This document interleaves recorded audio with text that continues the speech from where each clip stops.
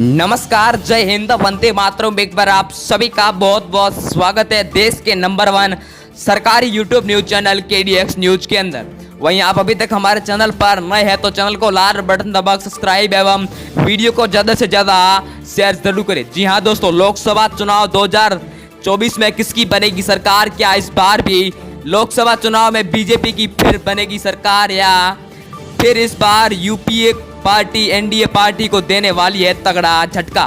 आखिरकार कुल 543 सीटों में अगर आज चुनाव हो तो कौन सी पार्टी आगे चलती दिखाई दे रही है? इस बार यूपीए पार्टी के नेता राहुल गांधी, अरविंद केजरीवाल एवं ममता बनर्जी ने ऐलान किया है कि इस बार एनडीए पार्टी को 50 सीटों पर सुपड़ा साफ कराएंगे। लेकिन इस बार पीएम मोदी भी ये दावा कर रहे हैं कि उसकी एनडीए पार्टी की सरकार फिर बनेगी। ऐसे में दोस्तों 2024 में किसकी बनेगी सरकार, ये तो पूर्णतः चुनावों के बाद ही पता चलेगा। लेकिन आज हम जो ओपिनियन पोल जारी कर रहे हैं उसमें त्रिकोणीय नीति दिखाई दे रही है। अब की बार दोस्तों 2024 में किसकी बनेगी सरकार? फिर बाजी मार लेंगे पीएम मोदी या बनेंगे पीएम राहुल गांधी? वहीं दोस्तों मैं आपको बता दूं कि लोकसभा चुनावों से पहले ही राजस्थान, मध्य प्रदेश, तेलंगाना, महाराष्ट्र में होने वाले हैं राज्यों के चुनाव। यहाँ पर कहीं पर बीजेपी की सरकार बनती नजर आ रही है और कहीं पर दूसरी पार्टियों की सरकार बनती नजर आ रही है दोस्तों। तो बात करें सर्वप्रथम सीट गुजरात की, तो यहाँ पर कुल 26 सीटें हैं। तो 26 में से बीजेपी को 12 सीट, कांग्रेस को 6 सीट, बीएसपी को 0 सीट, आम आदमी पार्टी को 8 सीट और अदर पार्टी को 0 सीटों का आकलन होता हुआ दिखाई दे रहा है। असम की कुल 14 सीटों पे बात करी जाए तो बीजेपी को 7 सीट, कांग्रेस को 6 सीट, एआईयू को 3 सीट और अदर पार्टी को 0 सीटों का आकलन होता हुआ नजर आ रहा है आपकी बार लोकसभा चुनावों के अंदर। वहीं दोस्तों केरल की कुल 20 सीटों पे बात करी जाए तो बीजेपी को 1 सीट, कांग्रेस को 10 सीट, एलडीएफ को 9 सीट, यूडीपीएफ को 0 सीट और अदर पार्टी को 0 सीटों का आकलन होता हुआ दिखाई दे रहा है।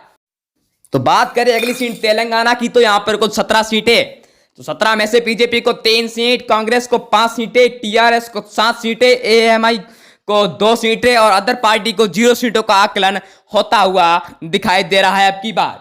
तो बात करें छत्तीसगढ़ की कुल 11 सीटों पर, तो बीजेपी को 6 सीटें, कांग्रेस पार्टी को 5 सीटें, आम आदमी पार्टी को 0 सीटों का सामना करना पड़ेगा, बीएसपी को 0 सीट और अदर पार्टी को भी 0 सीटों का आकलन होता हुआ दिखाई दे रहा है।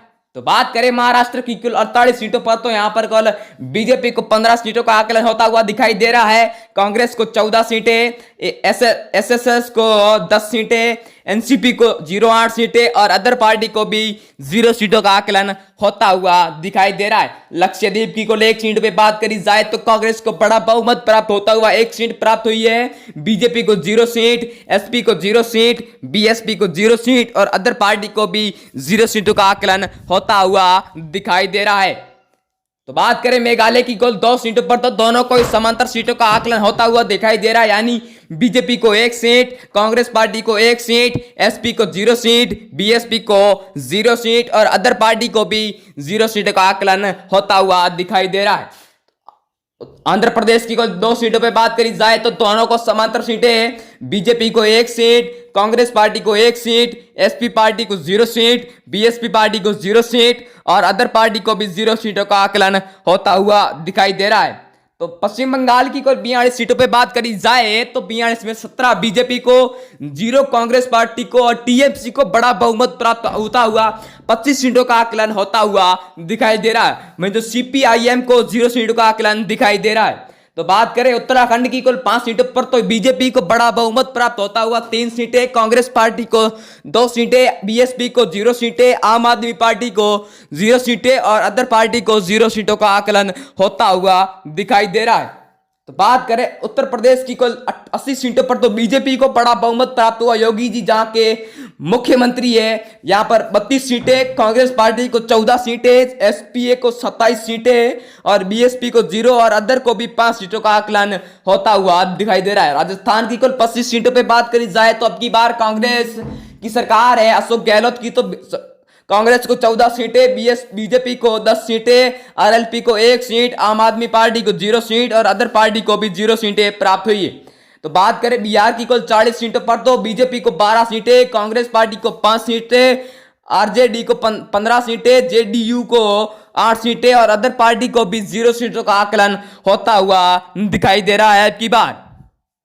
तो बात करें तमिलनाडु की 39 सीटों पर तो बीजेपी को 4 सीट, कांग्रेस पार्टी को 5 सीट, डीएमके को 15 सीटें और एएलए को भी 15 सीटों का आकलन होता हुआ दिखाई दे रहा है लोकसभा चुनाव 2024 के अंदर।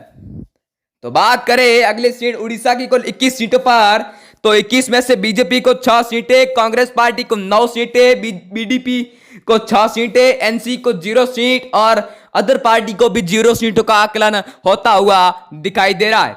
तो बात करें झारखंड की कुल 19 सीटों पर तो बीजेपी को 6 सीटें, कांग्रेस पार्टी को 8 सीटें, जेएमएम को 5 सीटें, आरजेडी को 0 सीटें और अदर पार्टी को 0 सीटों का आकलन होता हुआ दिखाई दे रहा है।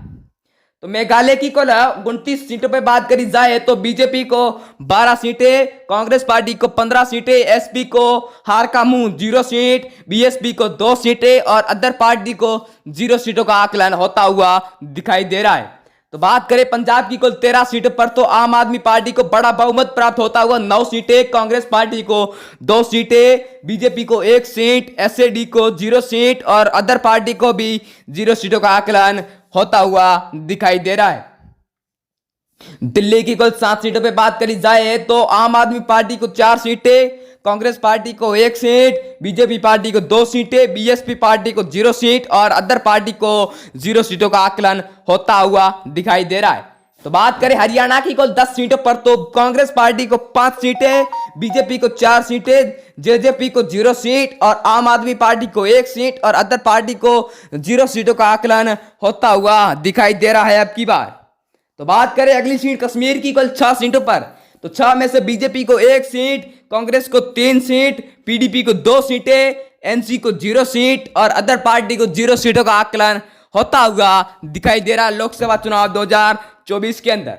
तो बात करें कर्नाटका की कुल 28 सीटों पर तो 28 सीटों में बीजेपी को 8 सीटें, कांग्रेस पार्टी को 15 सीटें, जेडीएस पार्टी को 5 सीटें, बीएसपी को 0 और अदर पार्टी को भी 0 सीटों का आकलन होता हुआ दिखाई दे रहा है। इस वीडियो में इतना ही, मिलते हैं अगले